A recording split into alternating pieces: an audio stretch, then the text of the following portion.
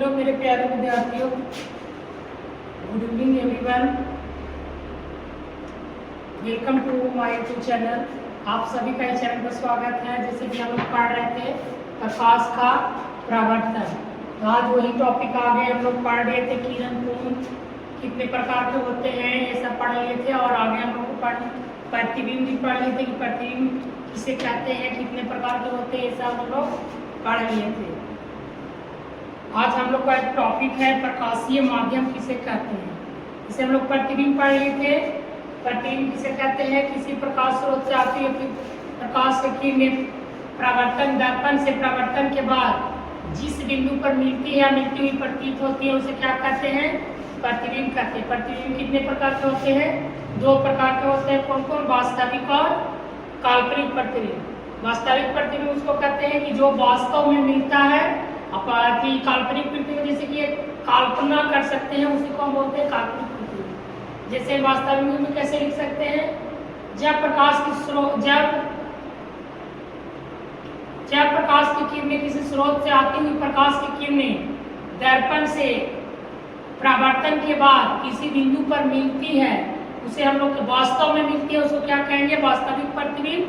और काल्पनिक प्रतिबिंब होता है कि किसी बिंदु स्रोत से आती हुई प्रकाश की किरणें परावर्तन दर्पण से परावर्तन के बाद जिस बिंदु पर मिलती हुई प्रतीत होती है उसे हम लोग क्या कहते हैं, उसे कहते हैं काल्पनिक प्रतिबिंब।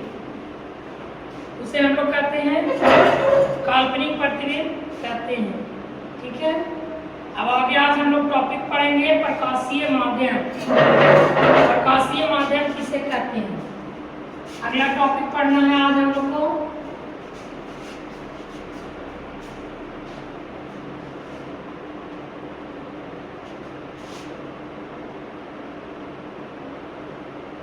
प्रकाशीय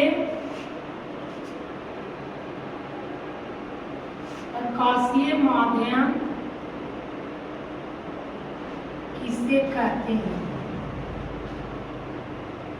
देखिए, प्रकाशीय माध्यम कहने का मतलब है जैसे कि किसी भी माध्यम से जो प्रकाश आता है उसी को हम लोग बोले प्रकाशीय माध्यम। जैसे कि कहने का मतलब है कि ये हमारा एक पेड़ है, ठीक है, मान के चलो ये हमारा एक पेड़ है, ट्री है, से ये ट्री बना ली, राइट। अब यहाँ ये सूरज है, सूरज है, यहाँ से जो रोशनी चला, ऐसे रोशनी चला तो जिस माध्यम से गुजरा इसी को हम लोग बोलते हैं क्या, प्रकाशीय माध्यम। जैसे कि इसमें हवा हो सकता है, पानी भी कर सकते हैं, लेकिन हमारा सूरज की रोशनी वातावरण में चला तो इसमें हवा ही होगा। इसी को हम लोग बोले जिस माध्यम में प्रकाश चलता है मतलब उसी माध्यम को हम लोग को कहते हैं प्रकाशीय माध्यम कहते हैं। ये हमारे दो प्रकार के होते हैं, समवागी माध्यम और दूसरा विसंवागी माध्यम। पहले समवागी माध्यम का डेफिनेशन देखेंगे कि किसे कहते हैं, उसके बाद जैसे कि देखिए सूरज की रोशनी है, ये हमारा ऑब्जेक्ट है, किसी भी यहाँ से सूरज की रोशनी जा रही है जिसमें तो कुछ तो माध्यम होगा। जैसे मान लीजिए वातावरण में क्या हो सकता है, हवा हो सकता है, तो वातावरण में हवा की हमारा हो गया, इसी को कहते हैं प्रकाशीय माध्यम। हम लोग देखते हैं किताबी भाषा से, यानी इसको परिभाषा लिखते हैं कि क्या है परिभाषा। चलिए अब आगे देखते हैं। यह एक ऐसा क्षेत्र होता है, चलिए देखिए प्रकाशीय माध्यम किसे कहते हैं। यह एक ऐसा क्षेत्र होता है, ऐसा क्षेत्र होता है, यह एक ऐसा क्षेत्र होता है जहां से होता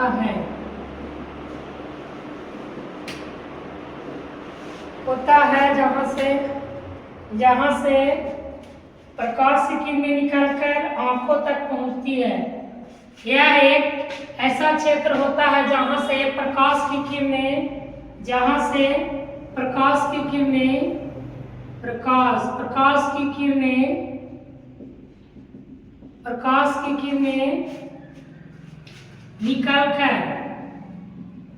निकलकर हमारी आंखों तक पहुंचती है, निकलकर आंखों तक पहुंचती है, निकलकर आंखों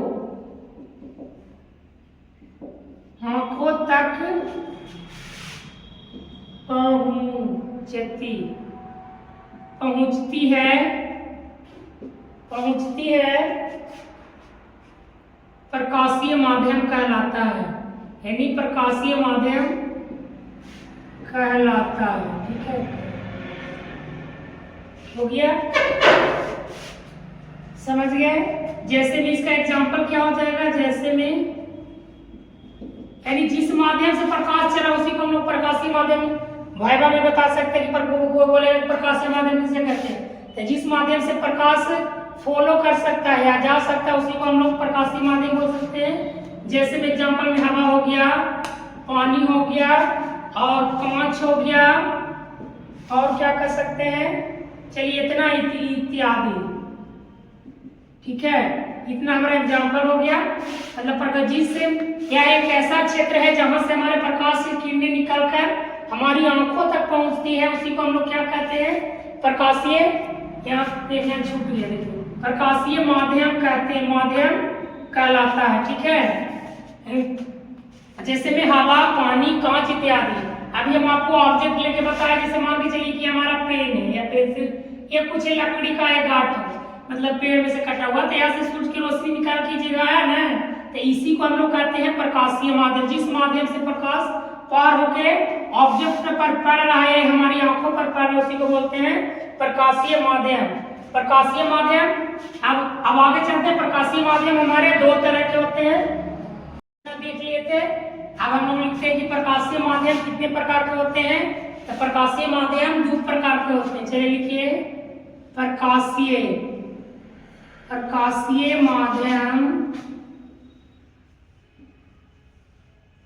प्रकाशीय माध्यम दो प्रकार के होते हैं, दो प्रकार के होते हैं। हो गया, प्रकाशीय माध्यम कितने प्रकार के होते हैं, दो प्रकार के होते हैं। पहला हमारा होता है समवांगी माध्यम। समवांगी प्रकाशीय माध्यम लिख सकते हैं, माध्यम लिख सकते हैं, कोनो दिक्कत नहीं है। चलिए माध्यम, इसमें क्या होता है कि वैसा यह एक वैसा माध्यम है जिसमें जिनका गुण और बनावट दोनों समान होता है, उसको हम लोग बोलते हैं समवांगी माध्यम। यानी जिसमें मतलब गुण और बनावट दोनों ही समान होता है, उसको क्या कहते हैं, समवांगी माध्यम। से लिख सकते हैं, यह एक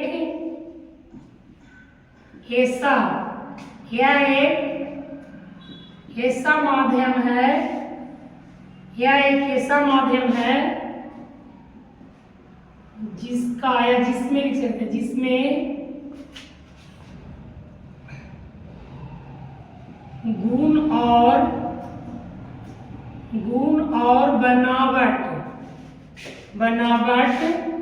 समान होता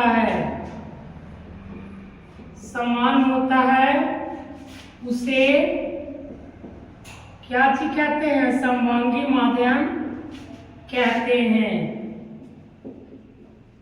समझ रहे हैं। जैसे में क्या होगा, जैसे में क्या होगा, जल, कांच, ये हमारा किस में आता है, समवांगी माध्यम में। कहने का मतलब है कि जो उसका गुण भी और बनावट भी दोनों समान होता है।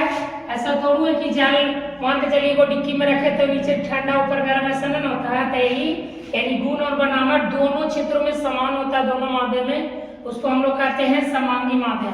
समझ गए। समवांगी माध्यम किसे कहते हैं, एक ऐसा माध्यम है जिसमें गुण और बनावट समान होता है, उसे हम समवांगी माध्यम कहते हैं। जैसे में जल, कांच इत्यादि। अब अगला टॉपिक है, अगला है विसमवांगी माध्यम। ठीक है, अगला क्या है, विसमवांगी माध्यम। विसमवांगी माध्यम, इसमें कुछ नहीं करना है, यहाँ से मिटा देते हैं इसको। ठीक है, इसके बाद इसका डेफिनेशन भी हो जाएगा। विसमवांगी यह एक ऐसा माध्यम है जिसमें गुण और बनावट समान नहीं होता है, समान नहीं होता है, उसे हम लोग क्या कहते हैं, विसमवांगी माध्यम कहेंगे। जिसे हम विषमांगी माध्यम कहते हैं। चलिए हो गया।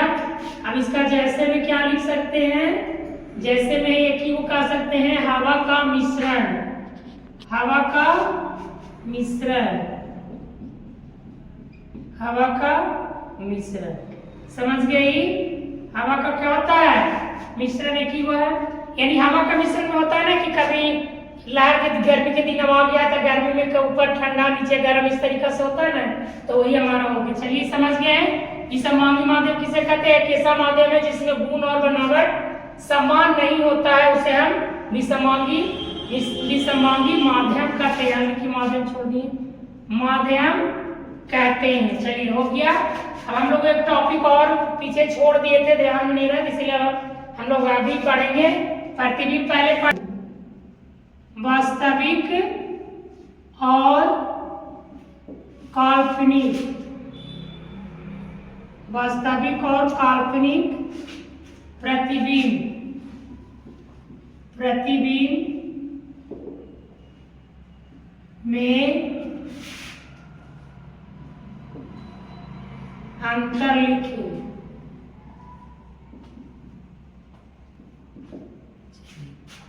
क्या लिखना है, वास्तविक और काल्पनिक प्रतिबिंब में अंतर लिखिए। अंतर कैसे लिखते हैं, एक तरफ हम लोग वास्तविक कर देंगे और दूसरे तरफ काल्पनिक, और वही तरीके से दोनों का अंतर बारी से लिखते जाएंगे। ठीक है। चलिए काल्पनिक और वास्तविक यहाँ प्रतिबिंब भी कर देते हैं, प्रतिबिंब यहाँ भी लिखेंगे, प्रतिबिंब, प्रतिबिंब। ठीक है। चलिए इसको डायरेक्ट बना देते हैं। चलिए अब इसमें क्या होगा, पहला लिखेंगे, इसमें यह वास्तविक कटान से बनता है, यह वास्तविक कटान से बनता है, वास्तविक कटान से बनता है। इसका कहने का मतलब कि वास्तव में उस बिंदु को जैसे ही मिला ना, तो वास्तव प्रकाश किरण इससे आ रहा है, इससे मिलेगा, तब इसको बोलते हैं वास्तविक कटान। और इधर हमारा यही लिखा है, इसको इस तरफ, यह काल्पनिक कटान से बनता है। यह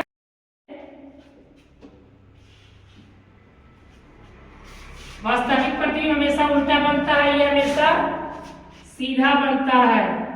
समझ गए? दूसरा हो गया दोनों तरफ। अब चलिए नीचे जगह तीसरा लिखते हैं। तीसरा में क्या है, इसे पर्दे पर उतारा जा सकता है। इसे हम लोग क्या, इसे पर्दे पर उतारा जा सकता है, लेकिन इसको हम लोग पर्दा पे नहीं उतार सकते हैं। इसे यानी काल्पनिक, इसे पर्दा, इसे पर्दे पर नहीं उतार सकते, नहीं उतारा जा सकता, नहीं उतारा जा। समझ गए? यानी तीन डिफरेंस हो गया। और यह दर्पण के सामने बनता है। चौथा अंतर हो गया, यह दर्पण सामने बनता है।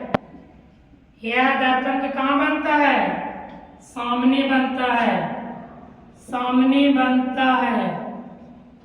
चलिए और इसका हमारा चौथा हो गया, यह दर्पण के पीछे बनता है। यानी काल्पनिक प्रतिबिंब किधर बनता है, दर्पण के पीछे।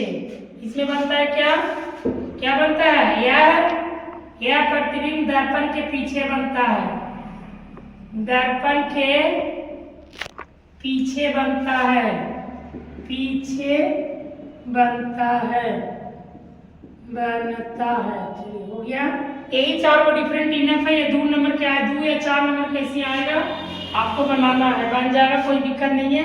यानी वास्तविक और काल्पनिक प्रतिबिंब में अंतर रहता है। एक बार आप देख लीजिए, वास्तविक प्रतिबिंब दोनों ऐसे ही लिखना है, इसी तरीका से, एक तरफ वास्तविक दूसरी तरफ काल्पनिक, डिफरेंट ऐसे लिखते हैं।